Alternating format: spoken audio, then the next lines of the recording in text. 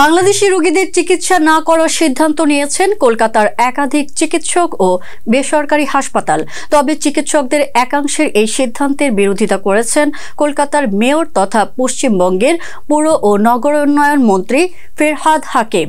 তিনি বলেন, বাংলাদেশে অরাজক অবস্থা চলছে, চারদিকে একটা বিশ্রী অবস্থা, সেজন্য হয়তো রোগীরা তেমন আসছেন না, কিন্তু কেউ বৈধ পথে এসে চিকিৎসা পাননি এরকম কোনো খবর নেই। বাংলাদেশে একটা অরাজকতা চলছে, একটা চারিদিকে একটা বিচ্ছিরি অবস্থা চলছে, সেই জন্য হয়তো আসছেন না, কিন্তু কেউ এসেছেন অথরাইজ ভাবে এবং তিনি চিকিৎসা পাননি এরকম কোনো রিপোর্ট আমাদের কাছে নেই। তিনি আরো বলেন, কেউ ব্যক্তিগতভাবে বাংলাদেশি রোগীদের চিকিৎসা করা বন্ধ রাখতে পারেন, কিন্তু একজন মানুষ যদি অসুস্থ হয়, সে আমার শত্রু হলেও আমি তাকে সুস্থ করব, এটাই চিকিৎসকের ধর্ম। কিন্তু একটা মানুষ যদি অসুস্থ হয়ে যায়, সে আমার শত্রু হলেও আমি তাকে সুস্থ করব, এটা হচ্ছে একটা ডাক্তারের ধর্ম, একটা চিকিৎসকের ধর্ম, একটা চিকিৎসা কেন্দ্রের ধর্ম।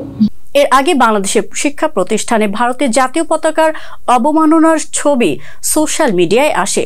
সেরকমই একটি ছবি শেয়ার করে বৃহস্পতিবার রাতে বাংলাদেশি রোগী দেখা বন্ধ রাখার কথা ঘোষণা করেন খ্যাতনামা স্ত্রীরোগ বিশেষজ্ঞ ইন্দ্রনীল সাহা।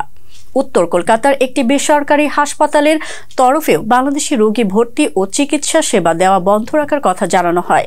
এদিকে চিকিৎসকদের বাংলাদেশি রোগীদের বয়কটের ডাক দিয়েছেন পশ্চিমবঙ্গের বিরোধী দলনেতা শুভেন্দু অধিকারী।